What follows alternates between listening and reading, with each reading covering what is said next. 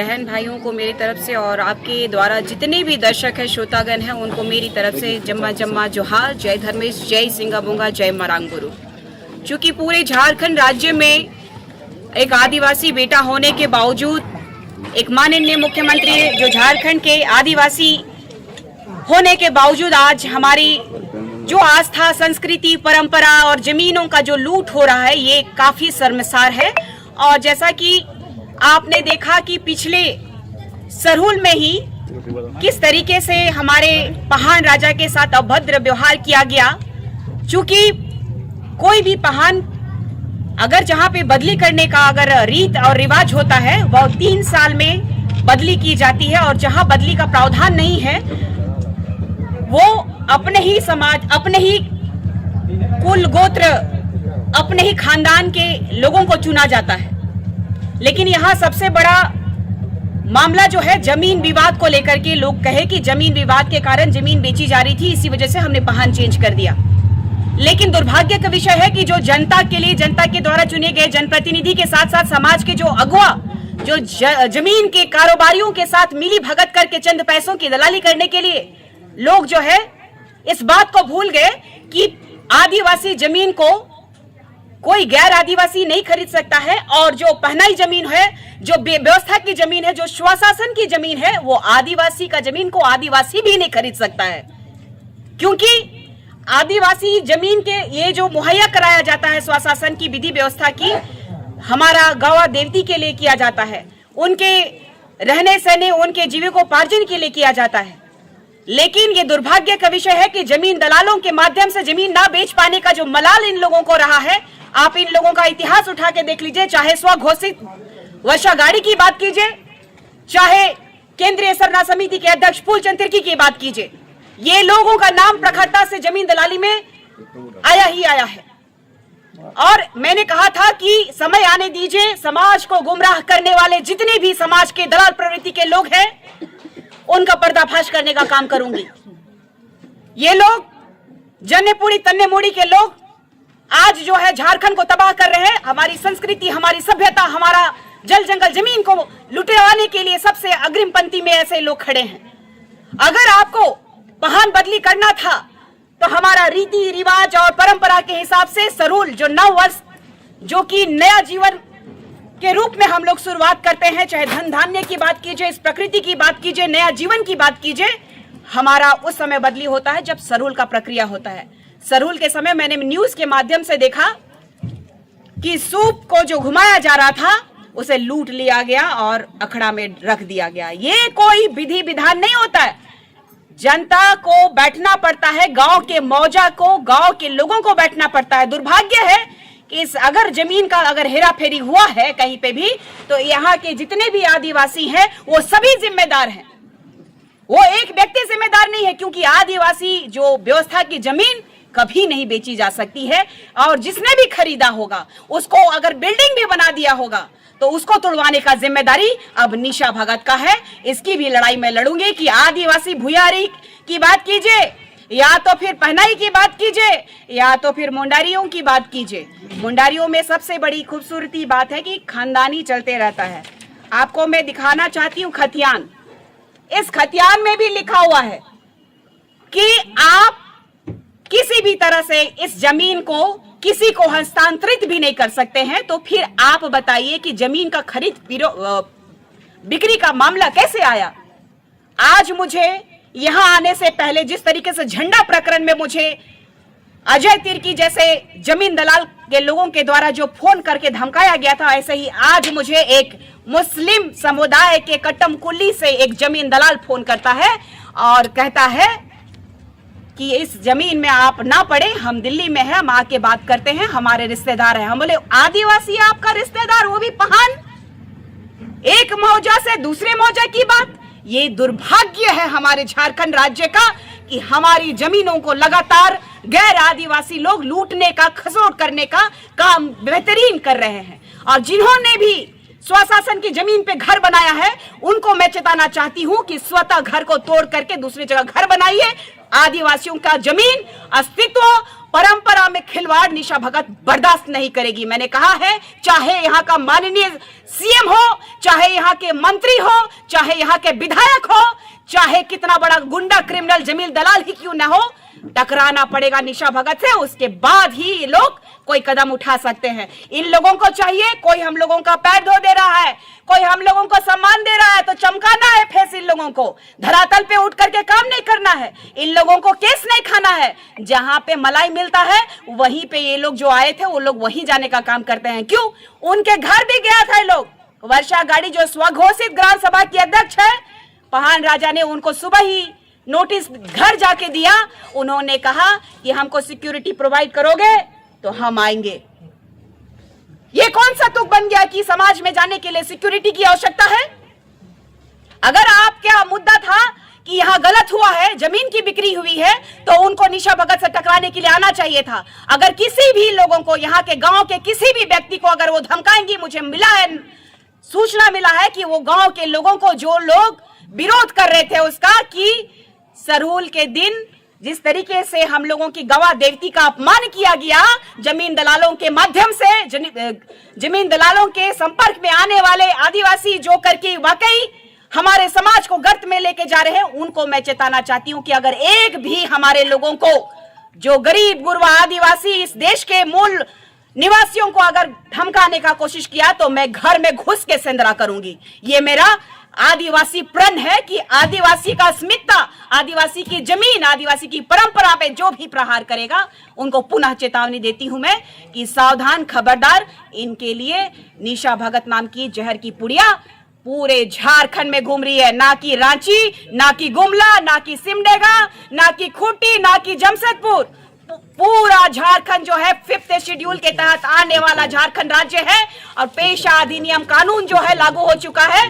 कोई भी व्यक्ति बिना ग्राम सभा का ना ही यहाँ की संस्कृति परंपरा को छेड़ सकता है, ना ही यहाँ की जमीनों को छेड़ सकता है।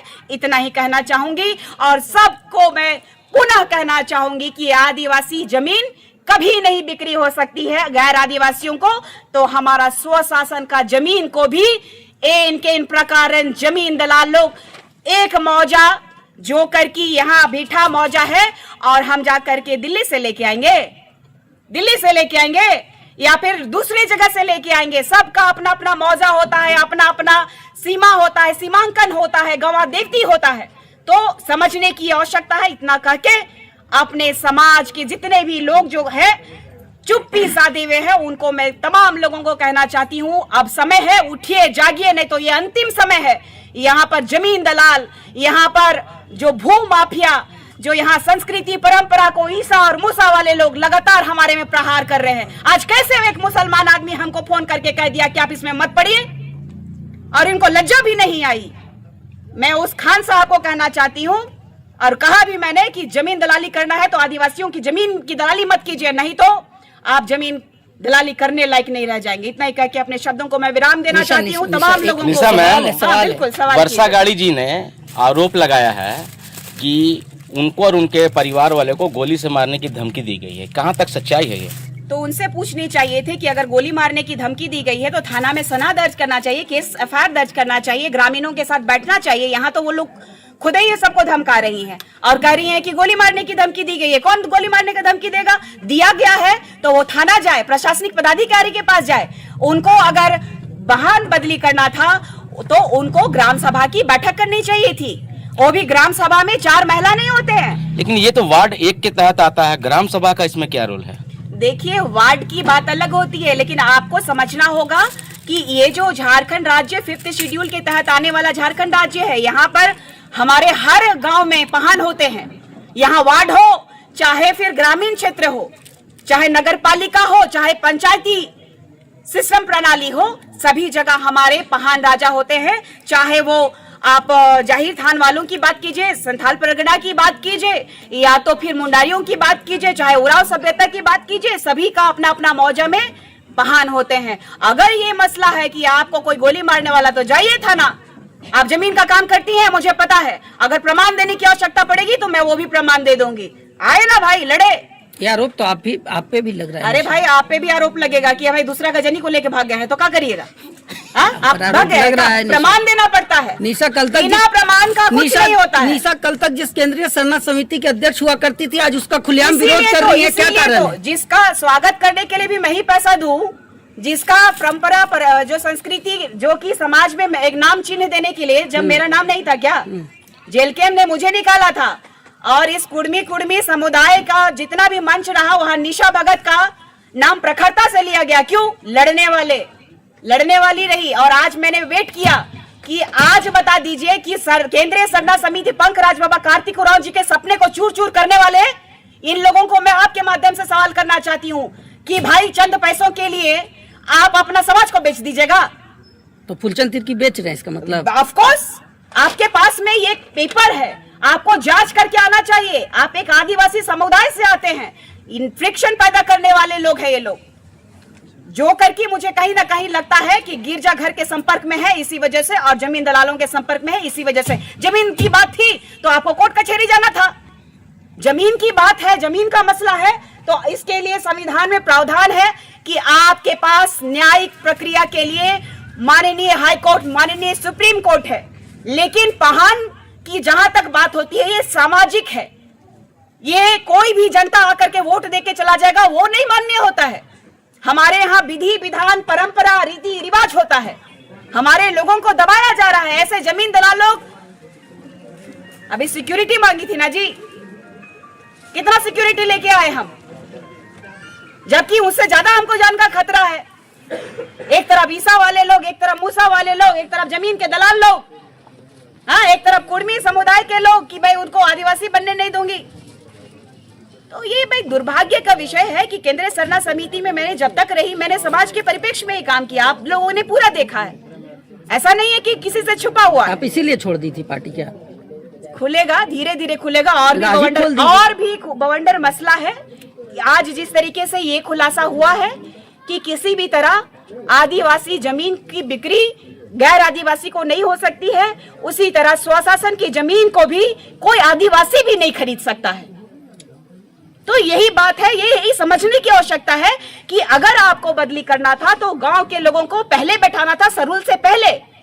सरूल के समय में बदली होता है और सरूल के बाद है तो दत्त में समझ लीजिए कि राजनीति। अगर किसी विशेष परिस्थिति में इनका मरना हो जाता, अगर मर जाता बच्चा, या फिर कोई किसी तरह से ये असक्षम होते, या तो फिर इच्छा नहीं होती, तो वो सौंप देते, स्वतः सौंपते। लेकिन जब बदली होता है तब भी पूर्व पहान होते हैं और वर्तमान पहान होते हैं। तो पूछिए आप लोग कि वर्तमान पहान और पूर्व पहान क्या एक साथ थे? नहीं। किसने बदली किया? किसने इतना राइट दे दिया? बस गोड़ धोवाए ले आया तो नहीं मन, हाँ, माला पहने लाया तो नहीं मन। ये फूलचंद जैसे कीड़ा लोगों को समाज से हटाना होगा। जमीन दलाली करने वाली वर्षा गाड़ी जैसे लोगों को समाज से बहिष्कार करना होगा, तभी जाकर के समाज सुधर पाएगा। डर कब तक रहेगा? गरीब गुरबा को डराना बहुत आसान होता है, जिसके पास खोने के लिए कुछ नहीं है। मतलब अब हमारे पास जमीन भी नहीं रहेगा, हमारा संस्कृति परंपरा नहीं रहेगा, तो खोने के लिए क्या है? तो आदिवासी समुदाय से मैं अपील करूंगी आपके माध्यम से, हमारे पास अब खोने के लिए कुछ भी नहीं है। लड़ाई लड़िए, नहीं तो ये जो बचा खुचा जमीन भी जमीन के दलाल लोग लेने का काम करेंगे। यहाँ व्यवस्था जमीन कुछ कितना ही बचा हुआ है। ये पहान राजा और यहाँ के लोगों से क्या हम एक्ट्रेस हैं। मैं रियल फाइटर, ठीक है ना, बोलिए ना। झारखंडी अब वही बाकी रह गया है।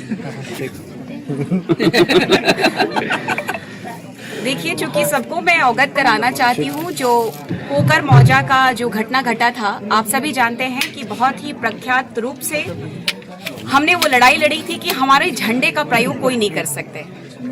आप लोगों ने देखा था कि झंडा का प्रयोग हमारा गैर आदिवासी लोग नहीं कर सकते। जमीन हड़पने के लिए, चाहे जमीन बचाने के लिए, हमारा झंडा का प्रयोग करने के लिए जब केंद्रीय अध्यक्ष, स्वघोषित केंद्रीय अध्यक्ष अजय तिर्की ने कहा था कि मैं 1000 लोगों के साथ, गाजा बाजा के साथ आऊंगा और अपने पहान के साथ आऊंगा और झंडा गड़ी करके देखूंगा, धर्मांतरित मिशनरियों के लिए उन्होंने अपना स्टैंड लिया था। और मैंने कहा था कि हम भी देखते हैं कि वो आप 1000 लोगों को लेकर के कैसे आते हैं। तो उस समय कोकर मौजा के लोगों ने यही बात रखा था कि हमारे पहान के अलावा झंडा गड़ी भी कोई नहीं कर सकता है। क्योंकि गांव में दुख हो, सुख हो, मरण हो, जीवन हो, चाहे किसी भी तरह का विधि विधान में विघ्न ना हो, इसीलिए स्वघोषित अजय तिर्की जैसे लोगों के द्वारा लाए गए पहान को भी झंडा गड़ी करने के लिए नहीं दिया गया। तो सोच लीजिए कि एक पहान चेंज करने के लिए बाहरी पहान को लोग कैसे स्वीकार करेंगे। तो ये सबसे बड़ी सच्चाई है, जो कर कि हमने पहली एक लड़ाई जीती थी, जो झंडा नहीं गाड़ने दिया था दूसरे जगह के दूसरे मौजा के पहान को, उसी तरीके से यहाँ पर